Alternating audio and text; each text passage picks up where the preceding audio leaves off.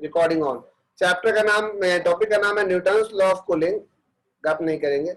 Newton's law of cooling में the rate of loss of heat, जिस रफ्तार से हीट लूज होता है कोई भी बॉडी से, जो हाई टेम्परेचर बॉडी हो, वो डायरेक्टली प्रोपोर्शनल होता है बॉडी के टेम्परेचर और सराउंडिंग के टेम्परेचर के डिफरेंस के। जैसे ये बोले थे कि ये गर्म बॉडी है, इसका टेम्परेचर 100 है, सराउंडिंग टेम्परेचर 30 है, तो 100 - 30 70। जितना ज्यादा टेम्परेचर होगा उतना 23 ये ठंडा होगा। Rate of loss of heat, rate में मतलब टाइम से डिवाइड करना है, माइनस लगाएंगे कि यहाँ लॉस हो रहा है। dq by dt प्रोपोर्शनल होगा difference in temperature of body and surrounding. यहाँ इक्वल टू लगाने के लिए कांस्टेंट लगा दिए k। अगर मान लो कोई बॉडी है, उसका टेम्परेचर 50 है, अब हो गया उसका 45, 5 डिग्री सेल्सियस घटा है, सराउंडिंग है 10, बॉडी घटा है 5, तो बॉडी कितना हीट उसमें लूज किया होगा, तो वो हीट लूज। dq बराबर क्या फॉर्मूला होता है, ms change in temperature, delta T लिखते थे ना, तो वही मान लो बॉडी का स्मॉल चेंज इन टेम्परेचर कितना है, dt2, तो क्या फॉर्मूला होगा, dq बराबर ms dt2। ये इक्वेशन है बना, ये अलग से लिख रहे हैं स्पेसिफिक हीट वाला, s उस बॉडी का स्पेसिफिक हीट कैपेसिटी है, तो dq by dt is equal to ms dt2 by dt। यहां तक अभी आपको लास्ट रिकॉर्डिंग में आप बता चुके थे। अब इक्वेशन 2 का वैल्यू कहां पुट करेंगे, इक्वेशन नंबर 1 में। इक्वेशन 1 एंड 2 इंप्लाइज, ये आपको भेज चुके हैं फोटो खींच के,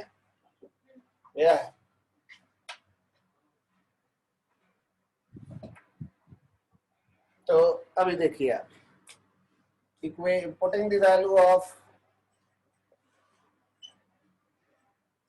इन वन, पूरा कॉलम माइनस में क्या लिखेंगे, equation number 1 implied minus ms dt2 by dt, minus sign मारा था ना इक्वेशन 1। देखिए इक्वेशन 1 में क्या लिखा हुआ है, माइनस dq by dt, तो माइनस की जगह माइनस लिखे और dq by dt की जगह ये वाला वैल्यू लिख दिए, इज इक्वल टू क्या था बताओ, k इंटू क्या था t2 माइनस t1। ठीक है, यहां तक सही जा रहे हैं हम लोग। आगे देखिए, कुछ और था क्या, dt2 is equal to minus k, ये माइनस ms को उधर ले गए, माइनस k बाई ms। देखिए dt2 बाई में dt is equal to minus k by ms into t2 minus t1। k भी कांस्टेंट, m भी कांस्टेंट, s भी कांस्टेंट, इन सब कांस्टेंट मिला के नया कांस्टेंट क्या नाम दे दिए, k डैश इंटू में माइनस है t2 माइनस t1, दिख रहा है यहाँ पे dt2 बाई dt। अब जो एक जैसे लोग हैं एक साइड ले आओ, dt2 के डिवाइड में ले आओ t2 minus t1 minus k dash into dt। बड़ा वाला t कौन सा, ये, हाँ बड़ा वाला t टेम्परेचर है, छोटा वाला t टाइम है।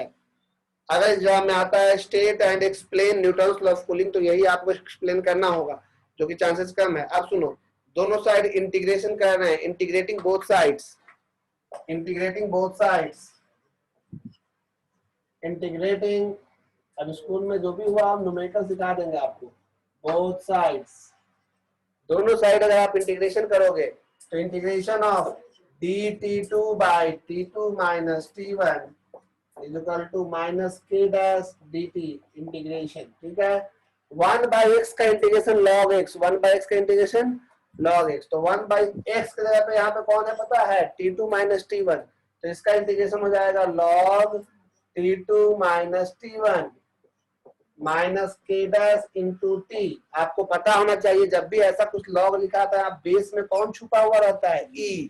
केमिस्ट्री में इक्विलिब्रियम चैप्टर आप मन भर बनाए होंगे न्यूमेरिकल, हर बार लॉग बेस e को लॉग बेस 10 में करके सारे न्यूमेरिकल बनाए होंगे, और वही एक मास चैप्टर जो छोड़ना नहीं चाहिए पहला बुक में, इक्विलिब्रियम मतलब नॉलेज के लिए इक्विलिब्रियम ही है, एग्जाम के लिए छोड़ेंगे। ऐसे पढ़ लीजिएगा, 12th में ऐसे पढ़ ले, 12th में ऐसे एग्जाम के बाद तो पढ़ लीजिएगा, केमिकल इक्विलिब्रियम है। यहाँ देखिए पढ़ा देंगे t2 माइनस t1, हम कुछ में मना किए आज तक,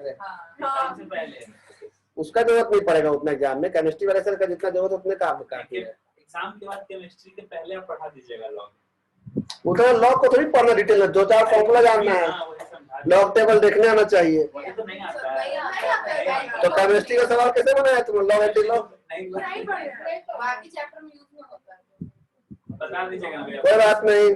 हम सब बता देंगे। सुनिए ना, physics एक बार ऑफलाइन जैसे शुरू होगा ना तो आप जितना खोलिएगा उतना खोलाएंगे, ऑनलाइन पता नहीं चलता है। फिजिक्स का एग्जाम के बाद पढ़ा दीजिएगा एक दिन क्लास में। नहीं तो फिजिक्स के बाद तो केमिस्ट्री है, इसी इसी दिन दिन छुट्टी मिला है। तो उसी में उससे कोई फायदा नहीं होने वाला, वो लॉग पढ़ के कोई फायदा नहीं होगा केमिस्ट्री में, उसका चिंता मत कीजिए, वो हम सिखा देंगे, लॉग टेबल देखना सिखा देंगे, उससे कोई फायदा नहीं है, एग्जाम में वैसा नहीं टेबल बन जाएगा। देखो यहाँ पे जब लॉग उधर जाता है तो ये ई का पावर में हो जाता है। अब ये भी नहीं पता है तो कोई बड़ी बात नहीं है। T2 is equal to T1 plus E का power minus K dash T. Exam में आपको यहाँ तक शो करना होगा बॉडी का टेम्परेचर का रिलेशन सराउंडिंग के साथ। अब एनसीईआरटी में जो रिलेशन लिखा हो उसको भूल जाइए, आप ये ध्यान रखिए। हाँ, इंटीग्रेशन बिना लिमिट का हुआ है तो अंत में क्या लगाना होगा, एक कांस्टेंट सी। दिख रहा है आपको? विदाउट लिमिट का इंटीग्रेशन क्या लगाएंगे, सी। नहीं आप लोग ध्यान दे रहे हैं तो समझ में नहीं आया। ऑनलाइन में बच्चे का ध्यान नहीं दे रहे तो दिखते नहीं है आप। ये आपको हम दोबारा कोशिश करते हैं समझाने का। देखिए, minus M S D T two by D T के into T two minus T one. D T two by D T लिखे हैं, माइनस के बाई एम एस डिवाइड में गया, T two minus T one को इधर ले आए, डी टी को उधर ले गया और के बाई एम एस को कॉन्स्टेंट के डैश लिख दिए। इंटीग्रेशन 1 बाई एक्स का इंटीग्रेशन लॉग एक्स और वहां पे डी टी का इंटीग्रेशन टी। बिना लिमिट के जब भी इंटीग्रेशन होता है तो उसमें कांस्टेंट लगता है प्लस में सी। ई का पावर पूरा जाएगा के डैश टी प्लस सी। ऐसे जब भी कुछ भी लॉग उधर जाता है तो एंटी लॉग नहीं होता, एंटी लॉग लेना पड़ता है। लॉग का बेस जो रहता है वहां पावर में हो जाता है। तो अगर ये ना समझे हो, लॉग पहले से ना जानते हो, कोई बात नहीं, रट लीजिए। मैथ पढ़े हैं तो ठीक है। स्कूल में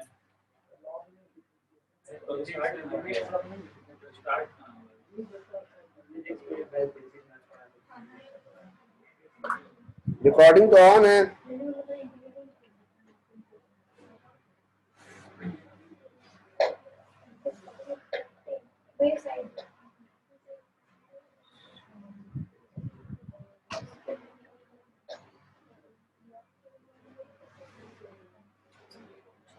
प्लस सी तो ब्रैकेट के बाहर होगा ना? नहीं, यहाँ पे अब गया लॉग ना, वहीं पे तो हट गया था प्लस सी।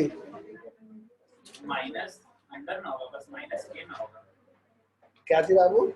माइनस के टी प्लस सी। वही ब्रैकेट में सर आएगा तो माइनस सी होगा।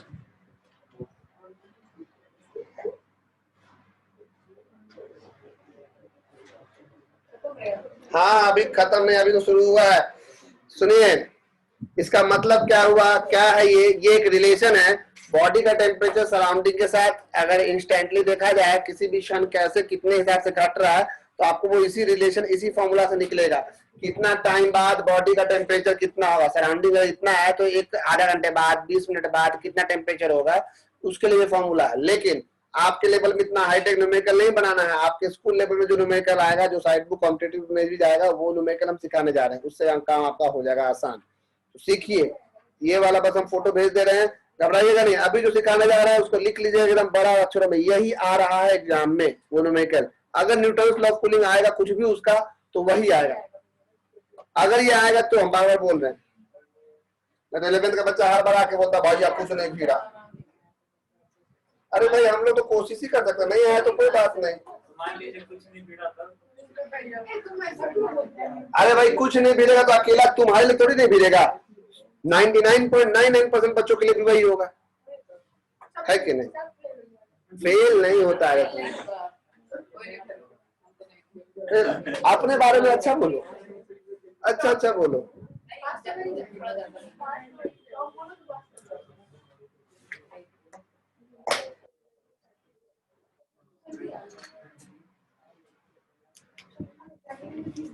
शांत। प्रैक्टिकल पास अलग होता है तो थ्योरी पास अलग होता है, मिला के पास नहीं होता है। बात कर रहे हैं बोर्ड एग्जाम में कई लोगों को भ्रम होता है कि भैया 33 में आ जाए तो याद रखिएगा थ्योरी अलग पास होना होता है, प्रैक्टिकल अलग। पहली बात। दूसरी बात, अगर इंसान साइंस लिया और खाली पास होने के लिए पढ़ रहा है तो पर वही काय कर रहा था, भाई नहीं करो। तुम लोग बातें करते हो नेगेटिव। हमेशा सोचो कि भैया कम से कम 90 प्लस कैसे आए, 90% प्लस कैसे आए कैसे नहीं। आज हम डीएवी हेल गए अपने भतीजे का रिजल्ट लेने। हाँ, जूनियर विंग्स। तो कोई मैम है, नाम नहीं पता भी तो नहीं बोलते। अच्छी में हमें बढ़िया समझाई, बोली हाँ आपका भतीजा अच्छा कर रहा है, ये वो ठीक है, सब अच्छा है, लेकिन अब देखो टीचर अब हमें को नया चीज सीख लिया, अब हम यूज करेंगे तुम लोग के गार्जियन के साथ, बता दे रहे हैं कि बताना नहीं घर में, सब उसका ठीक है, लेकिन देखिए आपको समझाते, जैसे ये सामान है कोई, इसको यहाँ पे रख देना है, यहाँ रखते ही वो ऐसे हो जाता है, उसको हम लोग को ऐसे लाना है। अभी मैम बोली ऐसे है, उसको ऐसे लाना है, हम नहीं समझे, मतलब ग्रेविटी का सर कंसंट्रेशन उसका मजबूत करना है, फैल जा रहा बात, अब क्या क्या बताए इनको, हम भी ला कुछ ऐसा ही भारी भारी, हम भी गार्जियन के सामने बोलेंगे तो गार्जियन के साथ थोड़ा सा फील मतलब समझ लेगा। ठीक, ओके ध्यान दीजिए। अभी जो हम सिखाने जा रहे हैं ये सवाल है एनसीईआरटी का एग्जाम्पल 11.8। इस सवाल या इसके जैसे किसी भी सवाल के लिए आप एक ही फॉर्मूला यूज करेंगे, सुनिए क्या, उनका फोटो हम खींचे कि नहीं खींचे, भेजे कि नहीं भेजे, गलती हो गया, हम नहीं भेजता, अब देख लीजिए आप लोग ऐसे भी हो, रिकॉर्डिंग हो रहा है, कितना तेज है तुम, वाह।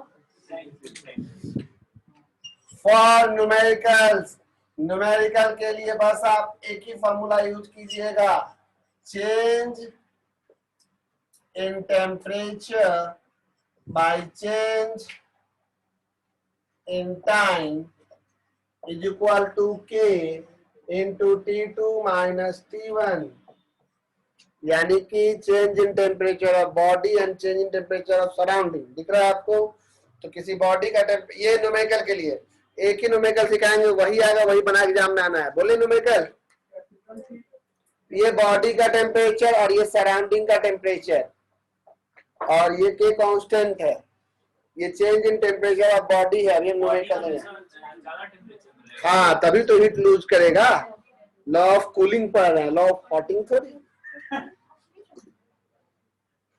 हमारी सराउंडिंग यूज कर रहा है, बॉडी यूज कर रहा है, तब वो लॉ ऑफ कूलिंग में नहीं आएगा, सराउंडिंग कूल हो रहा है, हाँ तो उसको सिस्टम मानना है, उसको सराउंडिंग मानना है। चलिए ध्यान से सुनिएगा, 11.8 न्यूमेरिकल है ये, क्वेश्चन को देखिएगा आप, हम क्वेश्चन यहाँ पे ग्रुप में भेज रहे हैं,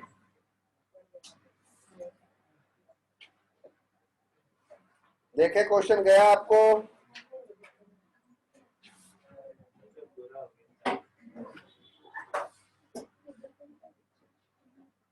देखिए क्वेश्चन गया है,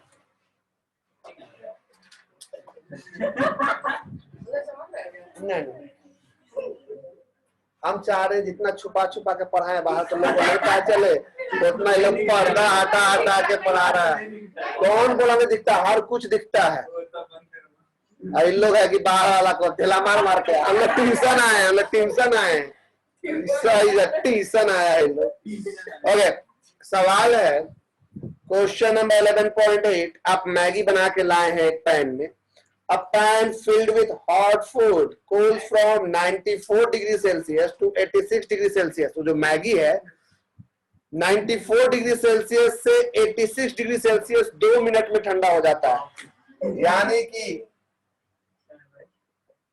96 डिग्री सेल्सियस से कितना आ गया रे,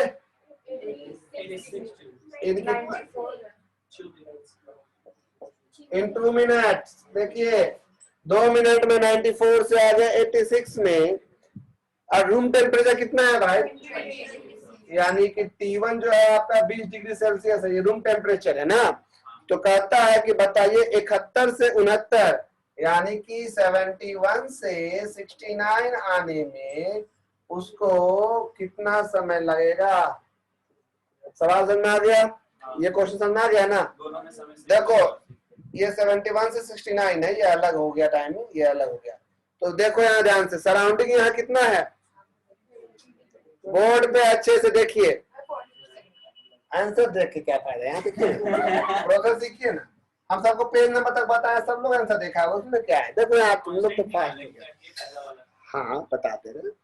पहला केस, आप बताइए change in temperature by change in time, तो चेंज इन टेम्परेचर कितना लिखेंगे, 94 माइनस 86, बॉडी का जो टेम्परेचर चेंज हुआ, बाय चेंज इन टाइम कितना मिनट, यूनिट याद रखिएगा आप, मिनट में रखे हैं, इज इक्वल टू कांस्टेंट के T2 minus T1। T2 minus T1 का मतलब T1 तो 20 है, T2 कितना लिखेंगे? अब 94 और 86 में से कौन सा टेम्परेचर लेंगे बॉडी का? तो उसमें इस केस में ध्यान सुनिएगा, इस केस में एवरेज लेते हैं। क्या लेते हैं? एवरेज। कैसे एवरेज निकालते हैं? तो दोनों को जोड़ दो, 94 प्लस 86 बाई में 2 कितना आएगा भाई? 90 आ गया, तो 90 लिख दो, 90। समझ में आया? तो जब भी कोई बॉडी का टेम्परेचर दो दो दिया हो कि यहाँ से यहाँ आया, तो हम इसे एवरेज घटाते हैं। ये कितना बचा भाई? 8/2, 8/2 is equal to k into 70। तो देयरफॉर k का वैल्यू कितना आया? k कितना आया? नहीं सुने? अरे 4/70। सुनिए, यहाँ पे इसका यूनिट चेंज इन टेम्परेचर, ये यूनिट कट गया, तो k का यूनिट बचेगा मिनट इनवर्स। Minute inverse. देखो पहला केस से हमने किसका वैल्यू निकाल लिया? k का। अब केस नंबर दूसरा क्या करेंगे? केस नंबर 2 में इस बार कितना माइनस कितना करेंगे? 71 माइनस 69 कितने मिनट में? टी लिख दें इज इक्वल टू कांस्टेंट के, और बॉडी का टेम्परेचर तो नहीं, सराउंडिंग का पता है 20 माइनस बॉडी का टेम्परेचर। फिर से एवरेज कितना लिखेंगे इस बार? पी एवरेज कैसे निकलेगा? 69 प्लस 71/2 कितना आता है? 70। तो 70 माइनस 20। ठीक है, इस बार k की जगह पे कितना पुट करेंगे? चलो पुट करो, आंसर बताओ t कितना आया? सेकंड में कैसे आएगा? गधा सब मिनट में आएगा, गंवार सब पहले मिनट में आएगा, 42 सेकंड बोलता है, अपने पकड़ा जाता है। जब यहाँ पे k का वैल्यू आप मिनट में पुटाइएगा तो यहाँ मिनट में ना आंसर आएगा जी। तो लोग कहता है 42 सेकंड। बना के देखिए और हमको बताइए।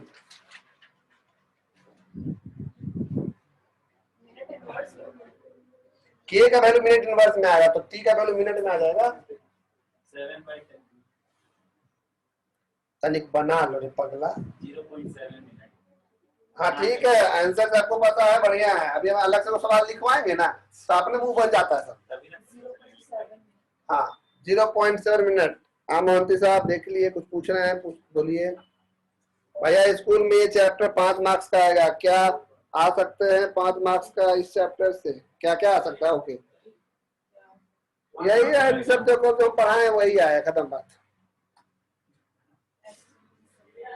हाँ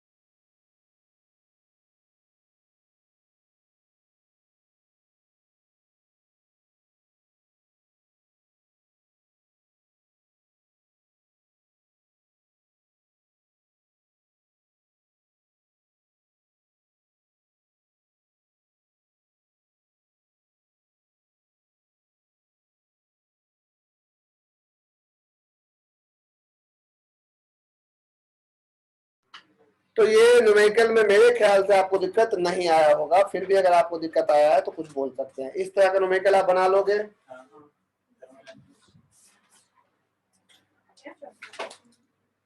क्या अच्छा है, जंप करिए भैया। जंप को जिसा पढ़वा है तब पता जंप कीजिए। इसमें खाली हीट इंजन और रेफ्रिजरेटर छोटे सारा हीट इंजन और रेफ्रिजरेटर का सारा आ रहा है सिलेबस में, आपके हीट इंजन और रेफ्रिजरेटर हटाया है। चलिए अच्छी बात है, बहुत बड़ा चीज हटा दिया। जो चीज हम 5 मिनट पढ़ाते हैं वही हटाया, खाली बाकी पढ़ाते नहीं दिया। जो चीज हम खुद उड़ा उड़ा के पढ़ाते हैं तो उसको हटाया है नालायक। ये चैप्टर भी थोड़ा लंबा है, बहुत इसके बाद एक और मीटिंग है, ये मीटिंग 15 मिनट और है, फिर एक और मीटिंग है, इसलिए लोड नहीं लेना है, जीवन सुखी है, सब कुछ सही है बड़े इम्पोर्टेंट चैप्टर है ना। इम्पोर्टेंट कुछ है दुनिया में? भैया क्या हुआ? देखिए हर चीज को आप जो बताए हैं वो बहुत बड़ा हो जा रहा है सर, इसको हम स्टीफन में अप्रूव करेंगे तो हाँ कर सकते हैं, मोहंती साहब कर सकते हैं, स्टीफन कॉन्स्टेंट से भी अप्रूव कर सकते हैं, लेकिन आपके एनसीईआरटी को मानते हुए ऐसे ही किया गया है। और टीचर्स वाले हम जब बताते थे तो कॉपी कार्ड देता था बच्चों का कई स्कूलों में कि एनसीईआरटी में ही नहीं है, तुम ट्यूशन जाता है तेज बनता है, ऐसे बोलने लगते हैं। तो इसके बाद हम प्योर एनसीईआरटी सामने रखते हैं और कोशिश करते हैं कि बोर्ड तक तो उसको फॉलो करें। तो हर स्कूल का टीचर हमको गाली देगा बिना बात का, तुम्हारे स्कूल टीचर नहीं देता है ना, जानता ही नहीं, उनका मैं जानता था गाली देता था। चलिए सुंदर राइटिंग में नए चैप्टर का नाम लिखिए, भगवान का नाम लीजिए, अपने इष्ट देवता का नाम लेते हुए, थर्मोडायनेमिक्स।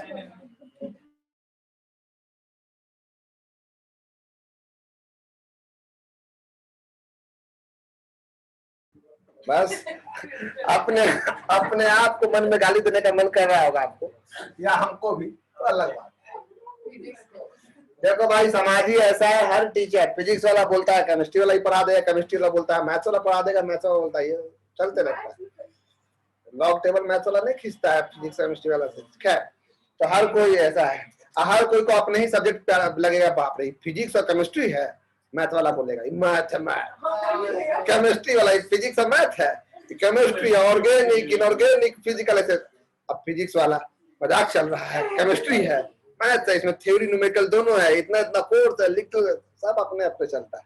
दो तीन बात इसलिए आपको समझ में नहीं आता है, यहाँ जाते तो इस मास्टर का बात में वैसा हो जाते हैं, वहां जाते तो उस मास्टर का बातें बह जाते हैं, जो मास्टर जितना कन्विंसिंगली बोल लिया आपसे आप वैसा फंस गए। चलिए देखिए आप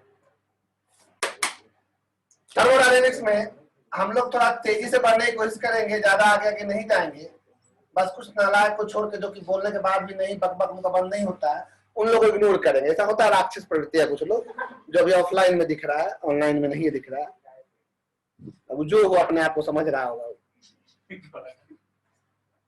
जो हो बड़ा बोल रहा था। हाँ यही हम लोग सुना रहे थे, मनी ने मेरे बारे में कुछ बोल कर मुझे बता रहा था। कोई तो बोलता है अच्छा क्या है।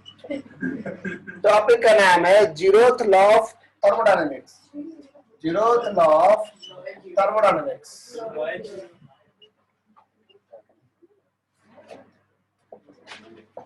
सुनिए बात सुनिएगा ध्यान से, उसी को हम अपने हिसाब से करवा रहे, घबराइए मत, सब हो जाएगा। तो इसको आप समझिएगा, मान लीजिए कोई दो बॉडी है, एक ए है और एक बी है, और एक तीसरा बॉडी है सी, तीन बॉडी है ए बी और सी।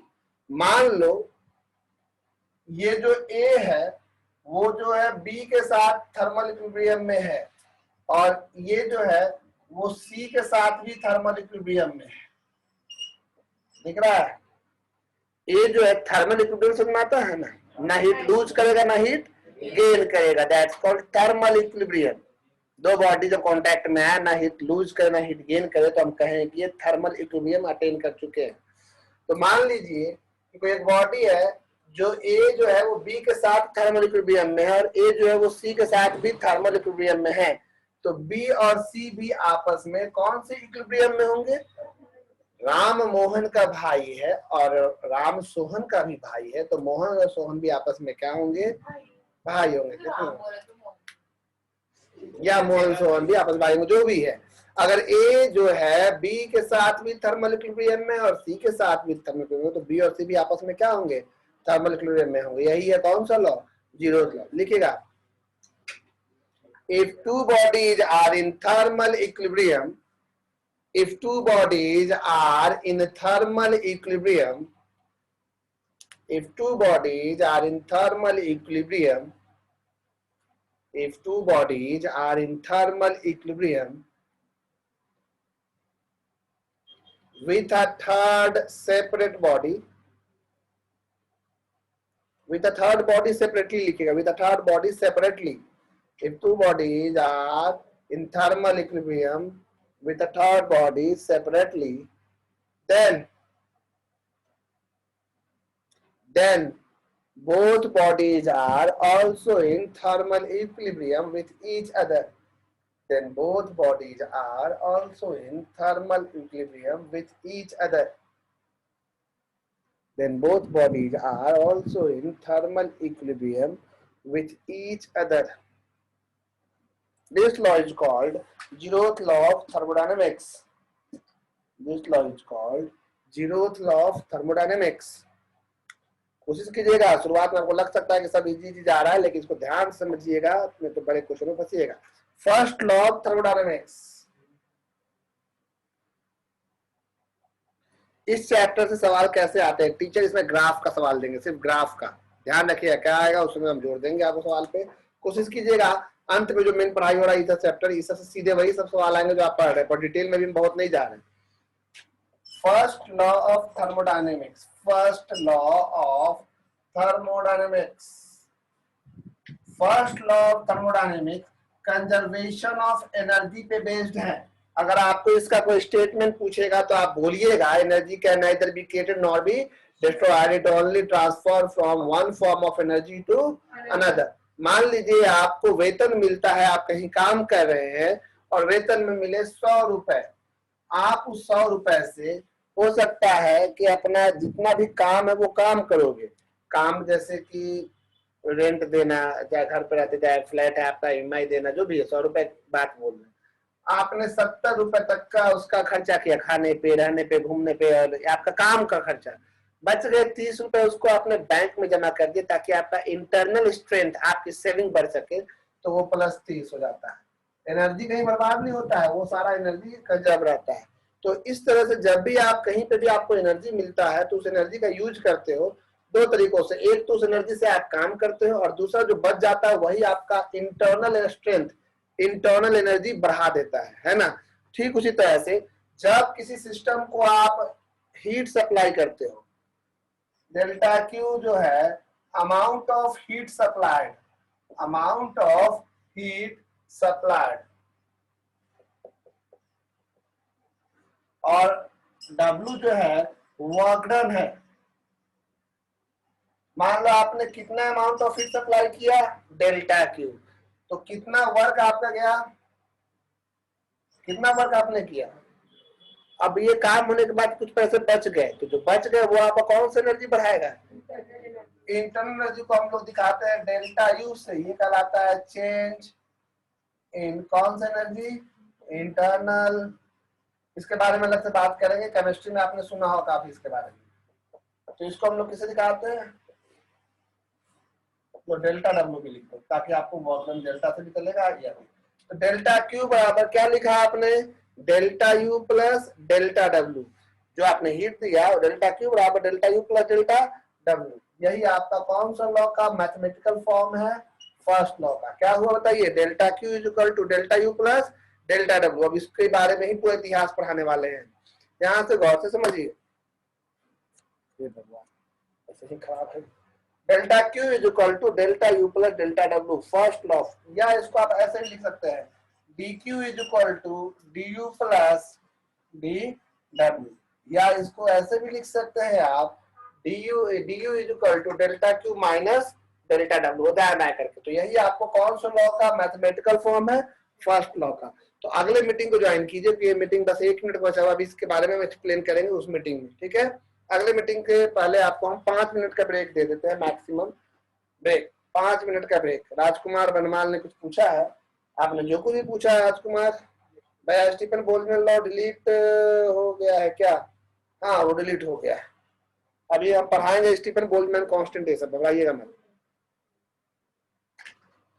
वो सब हम ब्लैक बॉडी रेडिएशन ये सब हटा दिया गया है ना, इसीलिए हम सब नहीं पढ़ाया है क्या सिलेबस में अभी तक, ठीक है। अलग से इसको पढ़ा देंगे, अगर है तो ये सब पढ़ाएंगे, अभी नहीं पढ़ाए। आगे नया 1 मिनट, अगले मीटिंग में आपका ब्रेक है 10 मिनट का, 5 मिनट का ब्रेक, 5 मिनट।